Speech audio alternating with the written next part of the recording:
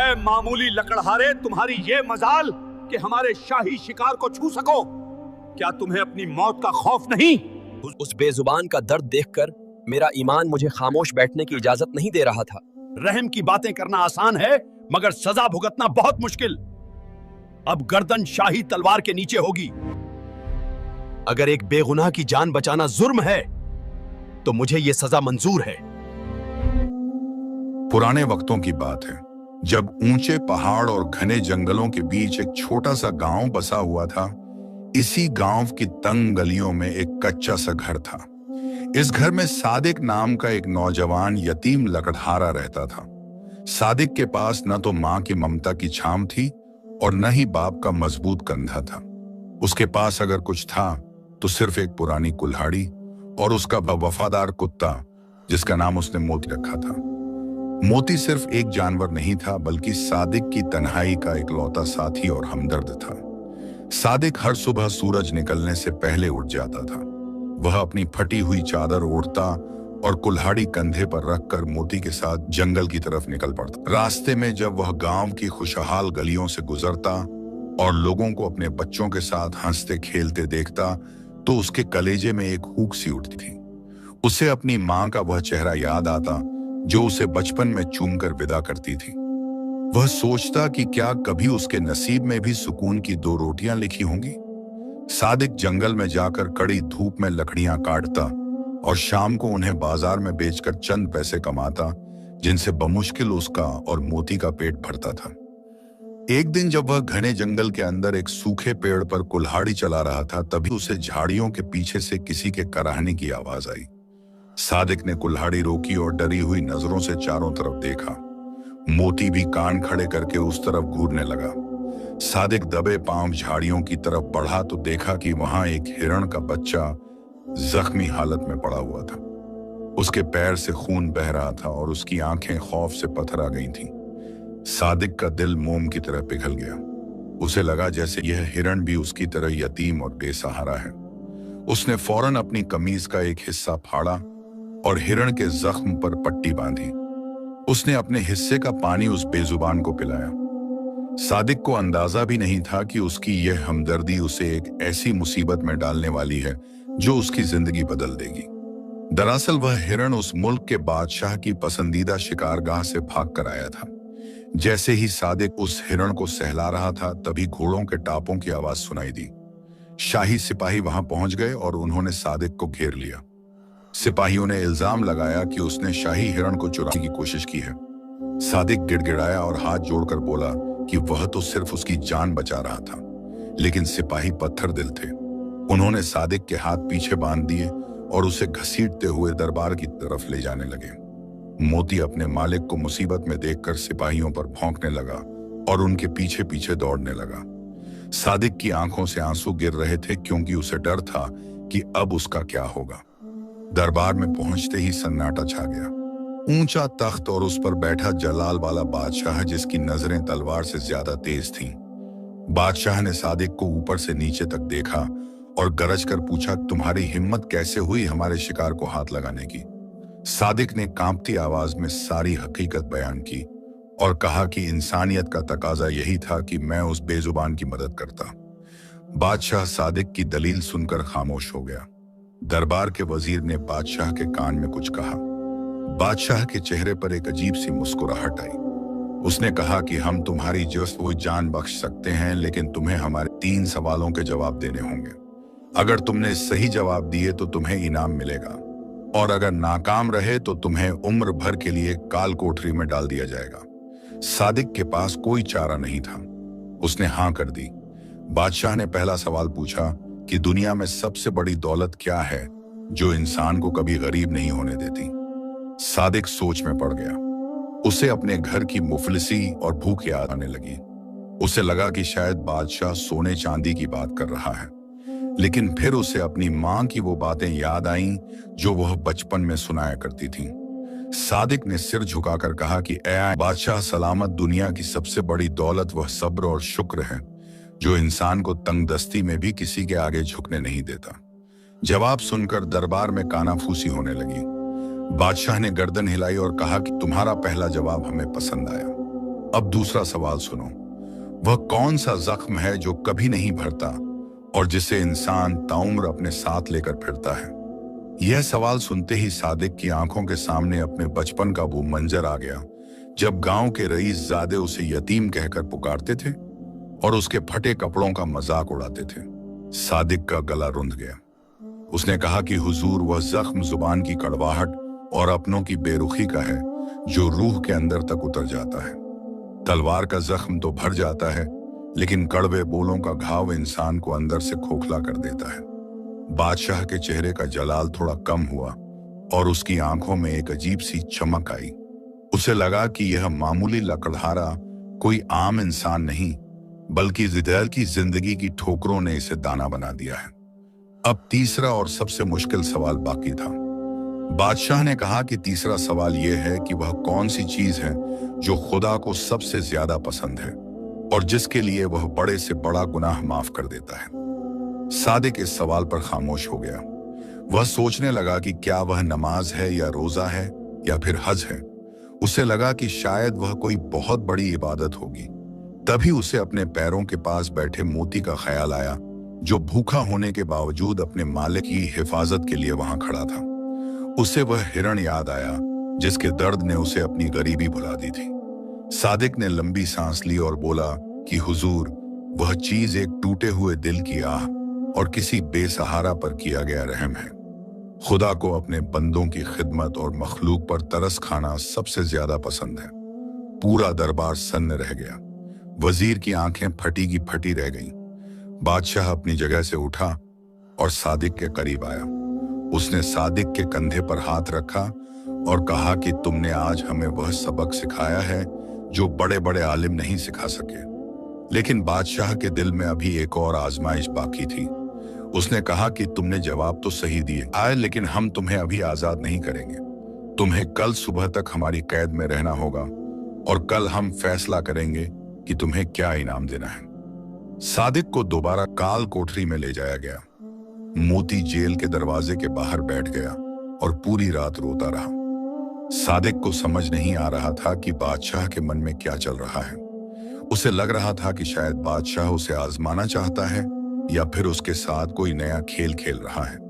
कोठरी की दीवारों से सीलन की बदबू आ रही थी और सादिक को अपनी जिंदगी की हर कड़वी याद सता रही थी। उसने सोचा कि क्या सच बोलना ही उसकी खता थी।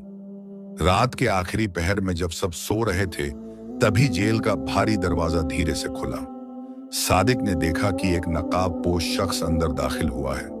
उस शख्स के हाथ में एक थैली थी जो सोने के सिक्कों से भरी हुई लग रही थी। नकाबपोश ने सादिक से कहा कि लकड़हारे, तुम बहुत खुशनसीब हो।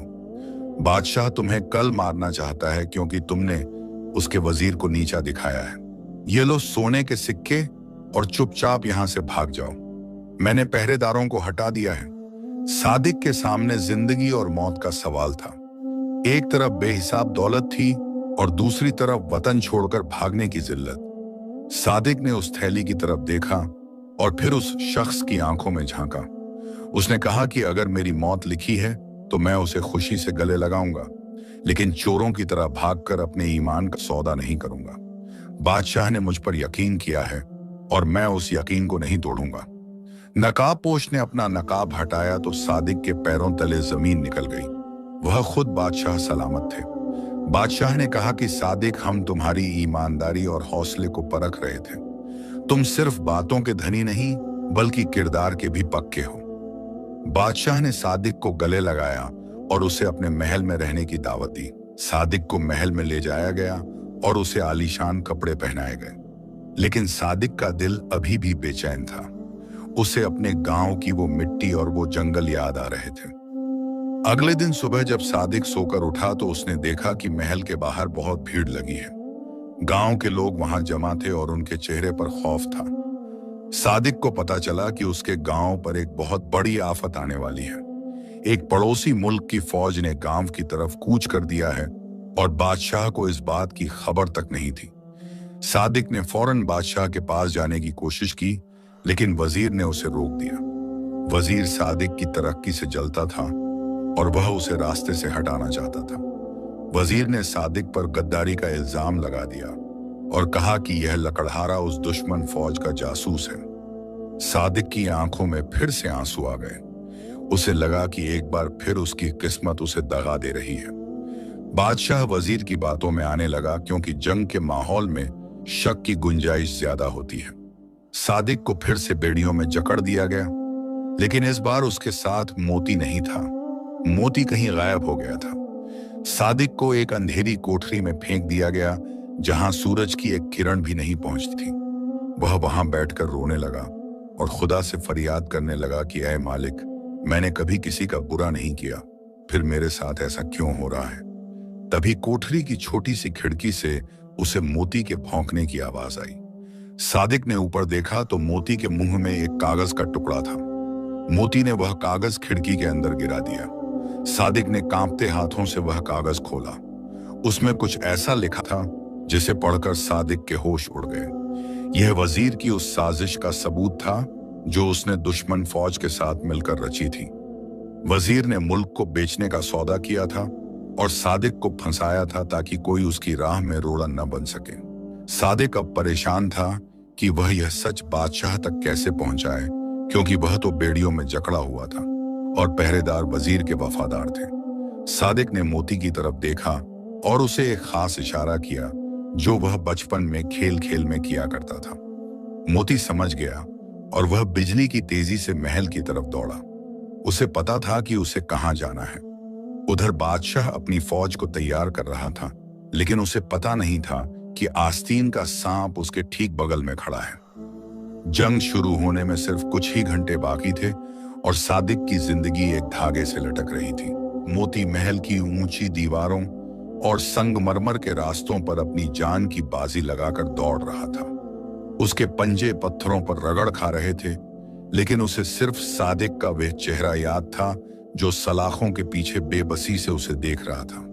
उधर दरबार में वजीर बड़ी चालाकी से बादशाह को उकसा रहा था कि सादिक को फौरन फांसी पर चढ़ा दिया जाए ताकि दुश्मन के हौसले पस्त हो जाएं। बादशाह जहनी कश्मकश में मुब्तला था।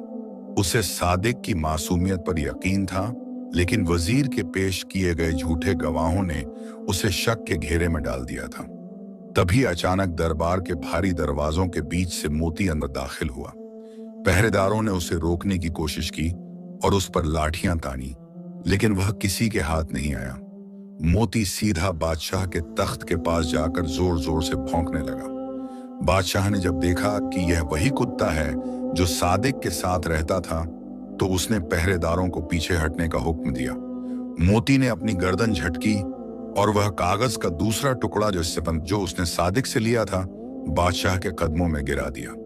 बादशाह ने जैसे ही वह कागज उठाया, वजीर के चेहरे की हवाइयां उड़ने लगीं।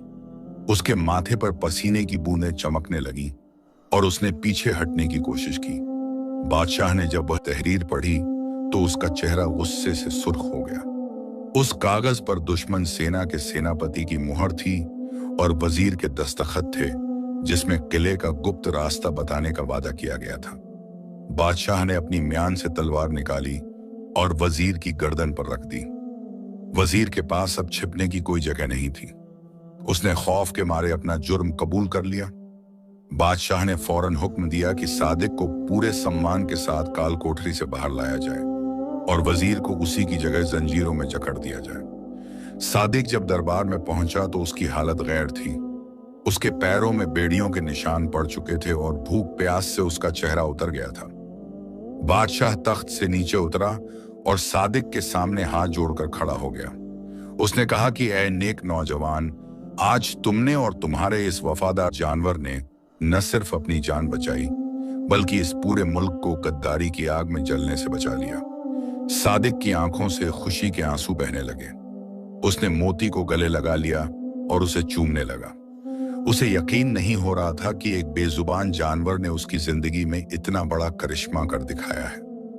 बादशाह ने ऐलान किया कि आज से सादिक इस सल्तनत का खास सलाहकार होगा और उसे रहने के लिए एक आलीशान हवेली दी जाएगी।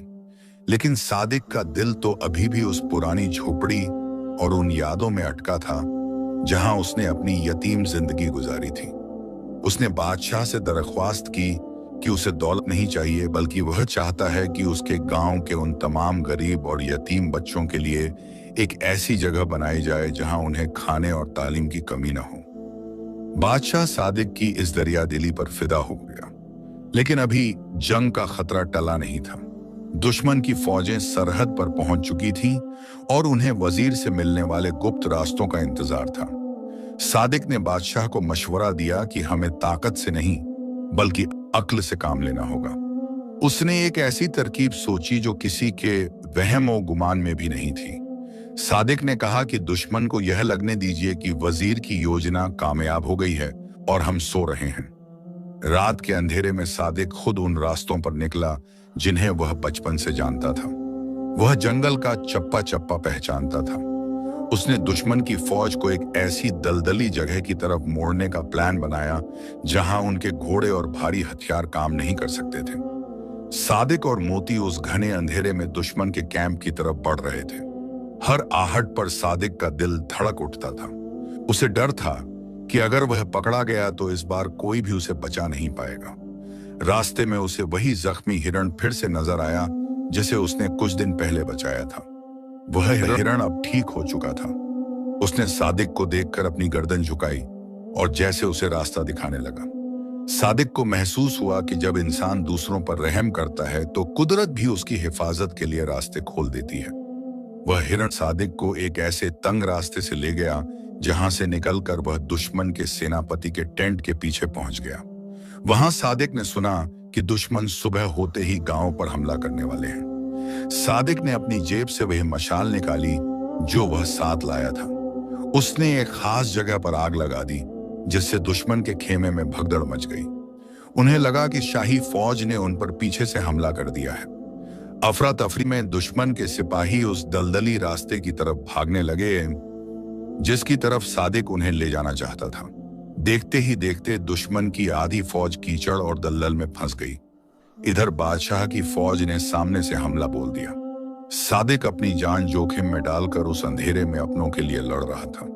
जंग के मैदान में चीख पुकार मची थी और तलवारों के टकराने की आवाजें आ रही थीं।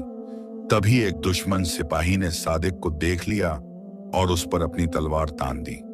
सादिक के पास बचाव का कोई रास्ता नहीं था क्योंकि उसके हाथ में सिर्फ एक छोटी सी लकड़ी थी। वह सिपाही जैसे ही सादिक पर वार करने वाला था तभी मोती उस पर टूट पड़ा। मोती ने सिपाही का हाथ अपने दांतों से पकड़ लिया और उसे जमीन पर गिरा दिया। सादिक ने वहां पड़ी एक ढाल उठाई और अपनी जान बचाई। सुबह होते होते दुश्मन की फौज हार मान चुकी थी और उनके सेनापति ने घुटने टेक दिए थे। यह जीत किसी तलवार की नहीं बल्कि एक गरीब लकड़हारे की अक्ल और वफादारी की जीत थी।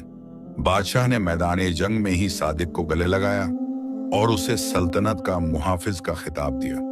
पूरे मुल्क में खुशियां मनाई जाने लगीं और सादिक का नाम हर शख्स की जुबान पर था। लेकिन जब जीत के जश्न के बाद सादिक अपने घर की तरफ मुड़ा तो उसने देखा कि उसकी पुरानी झोपड़ी को किसी ने आग लगा दी थी। वह जलकर राख हो चुकी थी। सादिक के पैरों के नीचे से जमीन खिसक गई। वह उस राख के ढेर के पास बैठकर फूट फूट कर रोने लगा क्योंकि उस झोपड़ी में उसकी मां की वह आखिरी निशानी थी जो उसने संभाल कर रखी थी। वह पुरानी फटी हुई चादर और मिट्टी का वह घड़ा जिसमें उसकी मां पानी भरा करती थी, सब कुछ जल चुका था। सादिक को समझ नहीं आ रहा था कि इस जीत का वह क्या करे जब उसकी यादों का घर ही उजड़ गया। तभी उसे राख के ढेर के नीचे कुछ चमकता हुआ दिखाई दिया। उसने धीरे से वह राख हटाई तो वहां एक पुरानी संदूकची मिली जो जमीन के अंदर दबी हुई थी। यह संदूकची उसके बाप की थी जिसे सादिक ने कभी नहीं देखा था। उसने कांपते हाथों से उस संदूकची को खोला तो अंदर एक पुराना खत और एक सोने की अंगूठी थी जिस पर शाही खानदान का निशान बना हुआ था। सादिक का दिमाग चकराने लगा। उस खत में कुछ ऐसी बातें लिखी थीं जिन्हें पढ़कर सादिक के पैरों तले से जमीन निकल गई। उसे अपनी असलियत के बारे में वह सच पता चला जो उसकी मां ने उसे कभी नहीं बताया था। सादिक उस खत को लेकर सीधा बादशाह के पास जाने के लिए उठा, लेकिन तभी उसके सामने गांव का वह लालची साहूकार आ खड़ा हुआ जिसने उसकी झोपड़ी को आग लगवाई थी। साहूकार के हाथ में भी एक पुरानी वसीयत थी। उसने सादिक को धमकी दी कि अगर वह इस खत के बारे में किसी को बताएगा तो वह उसकी जान ले लेगा। सादिक एक बार फिर एक बड़ी मुसीबत में फंस गया था। एक तरफ उसके खानदान का छिपा हुआ राज था और दूसरी तरफ वह जालिम साहूकार जो सादिक की बढ़ती शोहरत से जलता था। सादिक को अब फैसला करना था कि वह अपनी पहचान के लिए लड़ेगा या एक बार फिर खामोशी अख्तियार कर लेगा। मोती साहूकार को देखकर गुर्रा रहा था, जैसे वह सादिक को आगाह कर रहा हो कि यह इंसान वजीर से भी ज्यादा खतरनाक है। सादिक ने वह खत अपनी कमीज में छिपा लिया और साहूकार की आंखों में आंखें डालकर कहा कि सच्चाई कभी राख के नीचे नहीं दबती। साहूकार की आंखों में सादिक के लिए नफरत और खौफ का एक अजीब सा मेल था।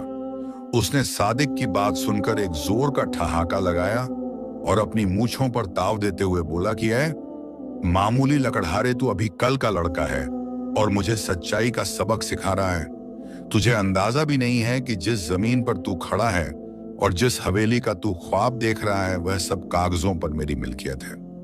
सादिक ने कोई जवाब नहीं दिया और खामोशी से वहां से चल दिया। उसके दिमाग में वह खत हथौड़े की तरह बज रहा था जिसमें लिखा था कि सादिक का बाप कोई आम आदमी नहीं बल्कि इस सल्तनत के पुराने वफादार सिपह सालार थे जिन्हें एक गहरी साजिश के तहत कत्ल कर दिया गया था। सादिक के कदमों में एक अजीब सी भारीपन थी। वह चलते चलते उस पुराने कुएं के पास पहुंचा जहां वह अक्सर अपनी मां के साथ बैठा करता था। मोती उसके पीछे पीछे चल रहा था और बार बार सादिक का हाथ चाट रहा था, जैसे उसे यकीन दिला रहा हो कि वह अकेला नहीं है। सादिक ने कुएं की मुंडेर पर बैठकर वह खत दोबारा खोला। खत में लिखा था कि सादिक के बाप को उसी वजीर के बाप ने मरवाया था जिसने अभी गद्दारी की थी। यह दुश्मनी पीढ़ियों पुरानी थी। सादिक को अब समझ आया कि वजीर उससे इतनी नफरत क्यों करता था। वह सादिक के चेहरे में उसके बाप का अक्स देखता था। सादिक ने फैसला किया कि वह यह सच बादशाह को बताएगा, लेकिन उसे पता था कि साहूकार और वजीर के बाकी बचे हुए साथी उसका रास्ता जरूर रोकेंगे। वह जैसे ही महल की तरफ मुड़ा, 4 नकाबपोश घुड़सवारों ने उसे घेर लिया। उनके हाथों में नंगी तलवारें थीं और उनकी आंखों में सिर्फ खून सवार था। सादिक ने अपनी कुल्हाड़ी मजबूती से थाम ली। उसे लगा कि आज उसकी जिंदगी का आखिरी दिन है। नकाबपोशों ने सादिक पर हमला किया। सादिक ने बड़ी फुर्ती से खुद को बचाया और अपनी कुल्हाड़ी से एक हमलावर के घोड़े पर वार किया। घोड़ा बिदक गया और सवार नीचे गिर पड़ा। मोती ने दूसरे हमलावर की टांग पकड़ ली और उसे घसीटने लगा। सादिक जान की बाजी लगाकर लड़ रहा था, लेकिन वह अकेला था और हमलावर 4 थे। तभी अचानक जंगल की तरफ से वही हिरणों का झुंड वहां आ पहुंचा जिन्हें सादिक अक्सर दाना पानी दिया करता था। उन हिरणों के दौड़ने से इतनी धूल उड़ी कि हमलावरों को कुछ दिखाई देना बंद हो गया। सादिक ने इस मौके का फायदा उठाया और झाड़ियों के रास्ते महल की गुप्त दीवार की तरफ भागने लगा। वह हाँफ रहा था और उसके जिस्म पर कई जगह खरोंचें आई थीं। वह जैसे तैसे महल के पिछवाड़े पहुंचा जहां पहरेदार सो रहे थे। वह दीवार फांदकर अंदर दाखिल हुआ और सीधा बादशाह के आरामगाह की तरफ बढ़ा। वहां पहुंचकर उसने देखा कि बादशाह सलामत गहरी नींद में थे और उनके सिरहाने वही साहूकार खड़ा था जिसके हाथ में एक छोटा सा खंजर था। साहूकार बादशाह को नींद में ही ठिकाने लगाना चाहता था ताकि वह वजीर के साथ मिलकर पूरी सल्तनत पर कब्जा कर सके। सादिक की चीख निकल गई। उसने चिल्लाकर बादशाह को जगाना चाहा, लेकिन साहूकार ने पलटकर सादिक पर खंजर से वार कर दिया। खंजर सादिक के कंधे में जा लगा और खून की धार बह निकली। दर्द की एक लहर सादिक के पूरे बदन में दौड़ गई, लेकिन उसने हिम्मत नहीं हारी। उसने अपने जख्मी हाथ से ही साहूकार का गला दबोच लिया। शोर सुनकर बादशाह की आंख खुल गई। उन्होंने जब अपने सामने यह मंजर देखा तो वह दंग रह गए। पहरेदार भी अंदर आ पहुंचे और उन्होंने साहूकार को दबोच लिया। बादशाह ने सादिक के घाव से बहते खून को देखा और फौरन हकीम को बुलाने का हुक्म दिया। सादिक ने लड़खड़ाती जुबान से वह खत और अंगूठी बादशाह के हाथ में थमा दी। बादशाह जब वह अंगूठी देखी तो उनकी आंखों में आंसू आ गए। उन्होंने सादिक को अपने सीने से लगा लिया और कहा कि यह अंगूठी तो मेरे सबसे अजीज दोस्त और सिपह सालार की है जो बरसों पहले लापता हो गया था। बादशाह ने सादिक को बताया कि वह सालों से अपने उस दोस्त के बेटे को तलाश रहे थे, लेकिन उन्हें नहीं पता था कि वह उनकी ही सल्तनत में एक लकड़हारा बनकर रह रहा है। सादिक का जख्म गहरा था, लेकिन उसके दिल का बोझ हल्का हो गया था। उसे अपनी पहचान मिल चुकी थी। अगले दिन दरबार सजाया गया और सादिक को उसका असली हक दिया गया। वह अब सिर्फ एक सलाहकार नहीं, बल्कि सल्तनत का नया सिपहसालार नियुक्त किया गया। साहूकार को कड़ी सजा दी गई और उसकी सारी जायदाद गरीबों में बांट दी गई। सादिक ने सबसे पहले अपने गांव में अपनी मां के नाम पर एक बहुत बड़ा लंगर खाना और यतीम खाना बनवाया। उसने अपनी उस पुरानी कुल्हाड़ी को महल के मुख्य द्वार पर लगवाया, ताकि उसे हमेशा याद रहे कि उसकी असलियत क्या थी। मोती अब रेशमी गद्दों पर सोता था, लेकिन उसकी वफादारी में कोई कमी नहीं आई थी। वह आज भी सादिक के साथ उसी तरह रहता था जैसे जंगल की उन तंग गलियों में रहा करता था। सादिक की जिंदगी अब पूरी तरह बदल चुकी थी, लेकिन एक शाम जब वह अपनी मां की कब्र पर फातिहा पढ़ने गया, तो उसने देखा कि वहां एक बूढ़ा शख्स बैठा रो रहा था। उस शख्स का हुलिया किसी फकीर जैसा था, लेकिन उसकी आंखों में एक अजीब सी चमक थी। सादिक ने उसके पास जाकर उसका हाल पूछा।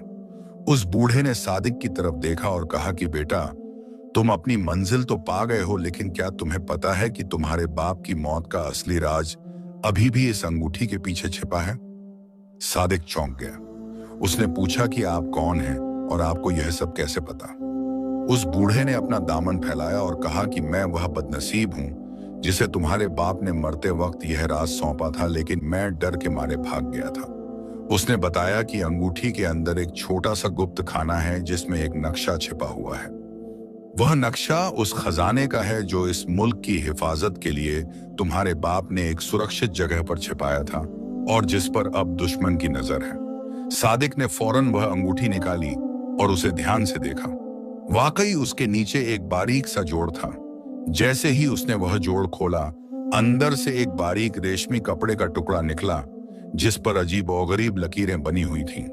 सादिक को एहसास हुआ कि उसकी जंग अभी खत्म नहीं हुई है, बल्कि एक नया इम्तिहान शुरू होने वाला है। वह बूढ़ा शख्स अचानक वहां से गायब हो गया, जैसे वह कोई फरिश्ता था या कोई साया। सादिक घर वापस आया और पूरी रात उस नक्शे को समझता रहा।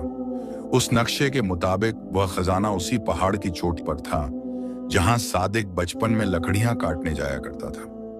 सादिक ने सोचा कि अगर वह खजाना दुश्मन के हाथ लग गया तो इस मुल्क की बर्बादी तय है। उसने बादशाह को यह बात नहीं बताई, क्योंकि उसे डर था कि महल में अभी भी वजीर के कुछ जासूस मौजूद हो सकते हैं। उसने चुपके से आधी रात को अपनी कुल्हाड़ी उठाई और मोती के साथ पहाड़ की तरफ निकल पड़ा। रास्ता बहुत पथरीला और खतरनाक था। हर तरफ जंगली जानवरों की आवाजें आ रही थीं। सादिक के पास रोशनी के लिए सिर्फ एक मशाल थी जो तेज हवाओं में बार बार बुझ रही थी।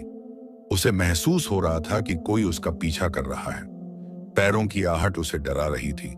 वह जैसे ही पहाड़ की एक गुफा के करीब पहुंचा, मोती अचानक रुक गया और घूरने लगा। गुफा के अंदर से एक मध्यम सी रोशनी आ रही थी। सादिक ने हिम्मत जुटाई और अंदर कदम रखा। वहां उसने देखा कि सोने के सिक्के और जेवरात नहीं थे, बल्कि वहां पुरानी किताबें और कुछ ऐसी ढालें थीं जिन पर पुराने बुजुर्गों की नसीहतें लिखी थीं।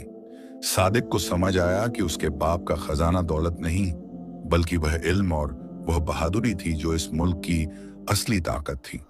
तभी गुफा का रास्ता एक भारी पत्थर से बंद हो गया। सादिक अंदर फंस चुका था और बाहर से किसी के हंसने की आवाज आई। वह आवाज उसी बूढ़े फकीर की थी जो उसे कब्र पर मिला था। वह फकीर कोई हमदर्द नहीं, बल्कि वजीर का सबसे बड़ा मोहरा था जिसने सादिक को इस जाल में फंसाया था। सादिक अब उस अंधेरी गुफा में कैद था। गुफा के अंदर की हवा धीरे धीरे भारी होने लगी थी और सादिक को सांस लेने में दिक्कत महसूस होने लगी। पत्थर इतना विशाल और वजनी था कि उसे हिलाना किसी इंसान के बस की बात नहीं थी। बाहर से उस बूढ़े फकीर की शैतानी हंसी रह रहकर गूंज रही थी, जो अब अपनी असलियत जाहिर कर चुका था। उसने पत्थर के पीछे से चिल्लाकर कहा कि सादिक, तूने क्या सोचा था कि तू इतनी आसानी से अपने बाप की विरासत पालेगा? तेरे बाप ने जो राज छुपाया था वह अब मेरे साथ इस गुफा के बाहर ही दफन हो जाएगा और तू यहाँ तड़प तड़प कर अपनी जान दे देगा। सादिक ने अंधेरे में हाथ पांव मारे, लेकिन उसे दीवार के अलावा कुछ महसूस नहीं हुआ। मोती भी घबराकर इधर उधर दौड़ रहा था और अपनी नाक से जमीन सूंघ रहा था। सादिक के दिल में एक पल के लिए खौफ ने घर कर लिया और उसे लगा कि शायद उसकी कहानी यहीं खत्म हो जाएगी।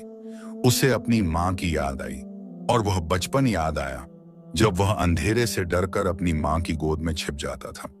उसने सोचा कि क्या उसने इतनी बड़ी जंग सिर्फ इसलिए जीती थी कि वह इस गुमनाम गुफा में दम तोड़ दे। तभी उसकी नजर उस मशाल पर पड़ी जो अब बुझने वाली थी।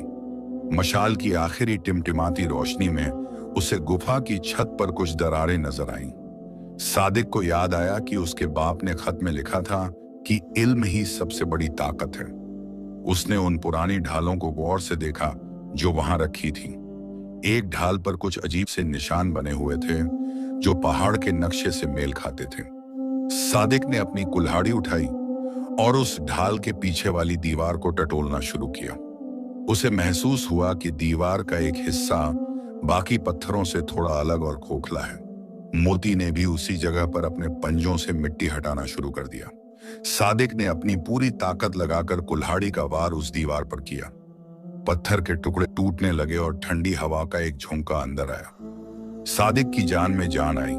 उसे समझ आया कि यह गुफा कोई कैद खाना नहीं बल्कि एक गुप्त रास्ता था जिसे उसके बाप ने मुसीबत के वक्त निकलने के लिए बनाया था। वह रास्ता बहुत तंग था और सादिक को पेट के बल रेंग कर आगे बढ़ना पड़ रहा था। मोती उसके आगे आगे चल रहा था और बार बार पीछे मुड़कर सादिक को देख लेता था। रेंगते रेंगते सादिक के हाथ पैर छिल गए और उसके कपड़े जगह जगह से फट गए। करीब 1 घंटे की मशक्कत के बाद वह गुफा के दूसरी तरफ निकला जो पहाड़ की एक ढलान पर खुलती थी। वहां से नीचे का मंजर देखकर सादिक के होश उड़ गए। उसने देखा कि महल की तरफ जाने वाले गुप्त रास्ते पर मशालों की एक लंबी कतार बढ़ रही थी। यह वजीर के गद्दार साथी और दुश्मन फौज के बचे हुए सिपाही थे जो महल पर आखिरी हमला करने की तैयारी में थे। सादिक को समझ आ गया कि वह बूढ़ा फकीर सिर्फ उसे फंसाने नहीं आया था बल्कि वह सबको गुमराह करके महल के अंदर दाखिल होने का रास्ता साफ कर रहा था। सादिक के पास महल तक पहुंचने का बहुत कम वक्त था। अगर वह मुख्य रास्ते से जाता तो उसे बहुत देर हो जाती। उसने पहाड़ की सीधी ढलान से नीचे उतरने का फैसला किया जो किसी खुदकुशी से कम नहीं था। उसने एक मजबूत बेल को पकड़ा और अपनी कुल्हाड़ी की मदद से नीचे की तरफ सरकने लगा। मोती भी अपनी जान हथेली पर रखकर पत्थरों के बीच से कूदता हुआ नीचे उतर रहा था। रास्ते में एक जगह सादिक का पैर फिसला और वह कई फीट नीचे जा गिरा। उसके सर पर चोट लगी और उसकी आंखों के सामने अंधेरा छा गया। उसे लगा कि वह अब नहीं उठ पाएगा, लेकिन तभी उसे उस जख्मी हिरण की याद आई जिसकी उसने मदद की थी। उसे महसूस हुआ कि जैसे कोई उसे पुकार रहा है। सादिक ने हिम्मत जुटाई और लड़खड़ाते हुए खड़ा हुआ। वह दौड़ने लगा। उसके फेफड़े फटने को हो रहे थे, लेकिन उसके दिमाग में सिर्फ अपने मुल्क और बादशाह की जान बचाने का फिक्र था। वह महल के पिछले दरवाजे पर पहुंचा जहां पहरेदार गायब थे। सादिक समझ गया कि गद्दारों ने अंदर से दरवाजे खोल दिए हैं। वह सीधा बादशाह के कमरे की तरफ भागा। वहां उसने देखा कि बादशाह तन्हा सो रहे थे और उनके चारों तरफ नकाबपोश शिकारी कुत्तों की तरह घेरा बना रहे थे। सादिक ने एक पल की भी देरी नहीं की और अपनी कुल्हाड़ी लेकर उन पर टूट पड़ा। एक लकड़हारे की कुल्हाड़ी और शाही सिपाहियों की तलवारों के बीच मुकाबला शुरू हुआ। सादिक ने एक के बाद एक 3 हमलावरों को जमीन चटा दी। मोती ने भी अपनी वफादारी का हक अदा किया और एक सिपाही का गला पकड़ लिया। शोर सुनकर बादशाह जाग गए और उन्होंने अपनी तलवार उठा ली। सादिक ने चिल्लाकर कहा कि हुजूर गद्दार महल के अंदर आ चुके हैं। बादशाह और सादिक कंधे से कंधा मिलाकर लड़ने लगे। पूरे महल में कोहराम मच गया। वजीर के साथी अपनी हार करीब देखकर भागने लगे। तभी वह बूढ़ा फकीर वहां पहुंचा जिसके हाथ में एक जहरीला तीर था। उसने निशाना सादिक की तरफ साधा, लेकिन बादशाह ने देख लिया। बादशाह ने सादिक को धक्का दिया और वह तीर बादशाह के हाथ में जा लगा। सादिक का खून खौल उठा। उसने अपनी कुल्हाड़ी पूरी ताकत से उस फकीर की तरफ फेंकी जो सीधा उसके सीने में जाकर धंसी। फकीर वहीं ढेर हो गया। बादशाह के जिस्म में जहर फैलने लगा था और उनके चेहरे की रंगत नीली पड़ने लगी थी। सादिक पागलों की तरह हकीम को तलाशने लगा। उसने बादशाह को अपने कंधों पर उठाया और हकीम के घर की तरफ दौड़ा। रास्ते में उसे वही लोग मिले जो कल तक उसे जासूस कह रहे थे। आज वही लोग सादिक के पीछे दुआएं मांगते हुए चल रहे थे। सादिक ने हकीम के दरवाजे पर पहुंचकर गुहार लगाई। हकीम ने बादशाह का मुआयना किया और कहा कि जहर बहुत तेज है, इसे सिर्फ एक ही चीज काट सकती है और वह है इस पहाड़ की चोटी पर खिलने वाला सफेद फूल जो साल में सिर्फ एक बार खिलता है। सादिक ने घड़ी की तरफ देखा। सुबह होने में सिर्फ कुछ ही घंटे बाकी थे। उसने बिना सोचे समझे फिर से पहाड़ की तरफ दौड़ लगा दी। उसके जिस्म में अब जान नहीं बची थी, लेकिन उसका इरादा फौलाद का था। वह उसी पहाड़ पर चढ़ने लगा जहां से वह अभी गिरकर आया था। बर्फीली हवाएं उसके चेहरे को चीर रही थीं। वह चोटी पर पहुंचा तो वहां चारों तरफ बर्फ थी। उसे वह फूल कहीं नजर नहीं आ रहा था। वह घुटनों के बल बैठ गया और खुदा से गिड़गिड़ाकर दुआ मांगने लगा। तभी चांदनी की एक किरण एक चट्टान के पीछे पड़ी और वहां उसे वह चमकता हुआ सफेद फूल नजर आया। सादिक ने फौरन वह फूल तोड़ा और नीचे की तरफ भागा। वह गिरता पड़ता हकीम के पास पहुंचा। हकीम ने उस फूल का अर्क निकालकर बादशाह को पिलाया। कुछ ही पलों में बादशाह की सांसें बहाल होने लगीं और उनकी आंखों में रोशनी वापस आ गई। सादिक वहीं फर्श पर ढेर हो गया। उसकी हिम्मत अब जवाब दे चुकी थी। अगले कई दिनों तक सादिक बेहोश रहा। जब उसकी आंख खुली तो उसने खुद को एक शाही बिस्तर पर पाया। उसके सामने बादशाह सलामत बैठे थे, जिनकी आंखों में सादिक के लिए बाप जैसा प्यार था। बादशाह ने कहा कि सादिक, तूने अपनी जान दांव पर लगाकर मेरी और इस सल्तनत की जो हिफाजत की है, उसका बदला मैं कभी नहीं चुका पाऊंगा। बादशाह ने सादिक को अपने पास बिठाया और कहा कि आज से तुम मेरे सलाहकार नहीं बल्कि मेरे उत्तराधिकारी हो, क्योंकि इस मुल्क को एक ऐसे सुल्तान की जरूरत है जिसका दिल आवाम की तरह धड़कता हो। सादिक खामोश था, क्योंकि वह जानता था कि सिंहासन का रास्ता कांटों से भरा होता है। उसने महल की खिड़की से बाहर देखा, जहां मोती धूप में सो रहा था और उसकी पूंछ रह रहकर जमीन पर थपथपा रही थी। सादिक की नजरें उस दूर से आते धूल के गुब्बार पर टिकी थी, जो तेजी से शहर की तरफ बढ़ रहा था। उसके दिल में एक अजीब सी हलचल पैदा हुई। क्या यह फिर से कोई जंग का पैगाम था या कुदरत का कोई नया इम्तिहान? सादिक ने अपनी पुरानी कुल्हाड़ी उठाई, जो अब एक सुनहरे म्यान में रखी रहती थी, और बादशाह से इजाजत लेकर घोड़े पर सवार हो गया। मोती भी फौरन जाग गया और अपने मालिक के साथ दौड़ने लगा। जैसे जैसे वह धूल का गुब्बार करीब आया, सादिक को घोड़ों की टापें सुनाई देने लगी। जब वह बिल्कुल करीब पहुंचा तो देखा कि यह कोई दुश्मन की फौज नहीं थी, बल्कि फटे हाल और भूखे प्यासे लोगों का एक बहुत बड़ा काफिला था। यह लोग पड़ोसी मुल्क से आए थे, जहां एक जालिम हुक्मरान ने तबाही मचा रखी थी। काफिले के सबसे आगे एक बूढ़ी औरत थी, जिसके हाथ में एक छोटा सा बच्चा था।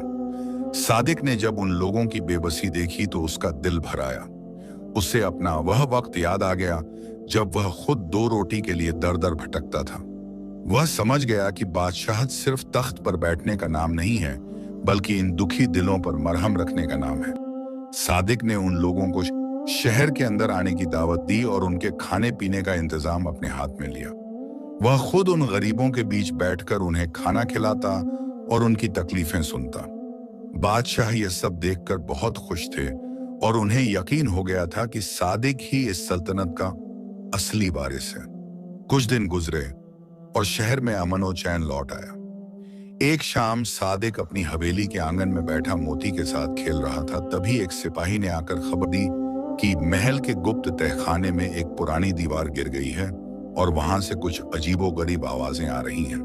सादिक फौरन वहां पहुंचा। उसने देखा कि मलबे के नीचे एक बहुत बड़ा दरवाजा छिपा हुआ था, जो सदियों से बंद था। सादिक ने अपनी कुल्हाड़ी के एक ही वार से उस दरवाजे का ताला तोड़ दिया। अंदर कदम रखते ही उसे खुशबू का एक झोंका आया। वह कोई खजाना नहीं था, बल्कि एक बहुत बड़ी लाइब्रेरी थी, जहां पुराने बुजुर्गों के हाथ के लिखे हुए नुस्खे और दुनिया भर का इल्म इल्म छुपा था। सादिक को समझ आया कि उसके बाप ने जिस असली खजाने की बात की थी वह यही था। सादिक ने उन किताबों को पढ़वाना शुरू किया और उसे पता चला कि उसके खानदान का असल मकसद सिर्फ तलवार चलाना नहीं बल्कि लोगों के दिलों में मोहब्बत पैदा करना था। उसने उन किताबों की रोशनी में रियासत के कानून बदले और जुल्म का खात्मा किया। वक्त गुजरता गया और सादिक एक बेहद कामयाब और रहमदिल सुल्तान के तौर पर मशहूर हो गया। उसने कभी अपनी उस पुरानी गरीबी को नहीं भुलाया। वह आज भी महीने में एक बार अपनी पुरानी झोपड़ी की जगह पर जाकर बैठता और अपनी मां को याद करता। मोती अब बूढ़ा हो चला था, लेकिन वह आज भी सादिक के बिस्तर के पास ही सोता था। एक दिन जब सादिक दरबार में बैठा था तो उसने ऐलान किया कि वह अब अपनी बाकी की जिंदगी खुदा की इबादत और इंसानों की सेवा में गुजारना चाहता है। उसने अपने सबसे ईमानदार सिपाही को तख्त सौंपा और खुद एक फकीर का लिबास पहनकर महल से बाहर निकल गया। उसके साथ सिर्फ उसका वफादार मोती था। गांव के लोग अपनी आंखों में आंसू लिए अपने सुल्तान को विदा कर रहे थे। सादिक ने जाते जाते सबको यही नसीहत दी कि दुनिया की हर चीज फानी है, बस नेक काम और दूसरों की दुआएं ही साथ जाती हैं। वह चलते चलते उसी जंगल में पहुंच गया जहां से उसकी कहानी शुरू हुई थी। उसने अपनी कुल्हाड़ी एक पुराने दरख्त के नीचे गाड़ दी और वहीं एक छोटी सी कुटिया बना ली। लोग आज भी उस जंगल के रास्ते गुजरते हैं तो उन्हें एक बुजुर्ग की आवाज सुनाई देती है जो मोहब्बत और भाईचारे के किस्से सुनाता है। मोती आज भी उस कुटिया के बाहर पहरा देता है और वहां आने वाले हर मुसाफिर का स्वागत करता है। सादिक ने अपनी जिंदगी की तमाम जंगें जीत ली थीं क्योंकि उसने अपने नफ्स को हरा दिया था। वह यतीम लकड़हारा अब दुनिया की नजर में एक वली और एक महान रूह बन चुका था। उसकी कहानी हर घर में सुनाई जाने लगी ताकि आने वाली नस्लें जान सकें कि ईमानदारी और सब्र का फल कितना मीठा होता है। सादिक की आंखों में अब एक ऐसा सुकून था जो बड़े बड़े बादशाहों को भी मैसर नहीं होता। वह ढलते सूरज को देखता और मुस्कुरा देता क्योंकि उसे पता था कि उसने अपना हक अदा कर दिया है। जंगल की ठंडी हवाएं अब उसे डराती नहीं थीं बल्कि लोरी सुनाती थीं। मोती ने अपना सिर सादिक के कदमों में रख दिया और दोनों ने गहरी शांति के साथ उस ढलते हुए सूरज की लालिमा में खुद को खो दिया। सादिक की सादगी और उसके नेक इरादों ने उस बंजर जमीन को फिर से गुलजार कर दिया था और अब वहां सिर्फ खुशियों के फूल खिलते थे। मुल्क की तारीख में सादिक का नाम सुनहरे अक्षरों में लिखा गया, जो हमेशा जलने वाले चिराग की तरह लोगों को रास्ता दिखाता रहेगा। सादिक की रूह को अब उस ममता की छांव मिल चुकी थी जिसकी तलाश में वह बरसों से भटक रहा था।